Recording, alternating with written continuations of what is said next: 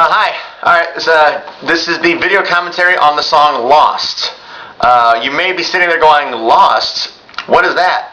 Yes, exactly. Lost is a song of mine that I'm incredibly proud of, that is years old, and it's been out there for a long time, that basically no one even knows about it really. But I'm making this commentary because I'm really proud of that song, very proud of the song. I know I've said this a couple times, but it's probably in the top 5 of songs I am most proud of that I've written. So if you get a chance, if you haven't listened to it, I would just read it even, because the words are what I'm really most proud of. Musically, it's so-so, but lyrically, it was something different for me. So Lost was written when I was in probably my early 20s, and first of all, I started playing chords on a guitar, so I started writing different kinds of songs. And at this time, I had a real job for the first time in my life. I had a desk job, a real job. Like Jason used to have a cubicle and a nameplate and a phone extension and business cards, and I was basically, like most of us do, sitting there going, wow, this is what I'm going to do for the rest of my life. I'm going to give 2/3, I figured this out one day, 2/3 of all my awake conscious time was devoted in one way or the other to my job, and it just was crippling.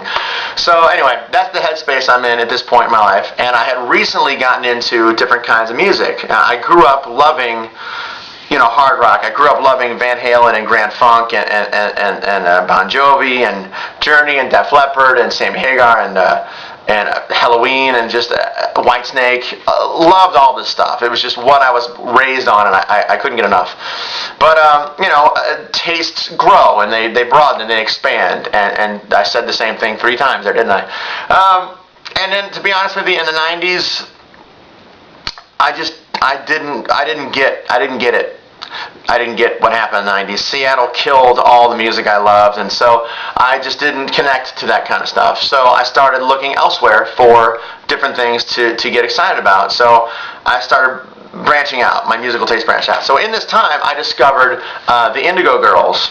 The Indigo Girls, I know how this sounds, but the Indigo Girls are amazing. And Emily Saliers of the Indigo Girls is, at this point, so far in my education in life, my absolute favorite lyricist. Just the language that she uses to convey songs about her feelings and to be alive and about just thinking, basically. At the time, I never really come across songs quite like that before, that just had a great use of language, and we were like, whoa, it's like I'm reading a book instead of a song, and I really responded to it for whatever reason. So these are the things that are swimming in my head when I sat down to write Lost. So I wrote these words that had nothing to do with... I'd always written a lot of from me to you kinds of songs, because I grew up loving that kind of stuff. I love those kind of songs. But this is the first song where I wrote about something different, and I was really proud of it. And I'm not going to go with all the lyrics right here, but there were a lot of lines in that song that I'm really proud of, that I even look back on now and go, man, I don't know if I could come up with that now, much less when I was that age. So if you get a chance, give it a listen, pay attention to the lyrics.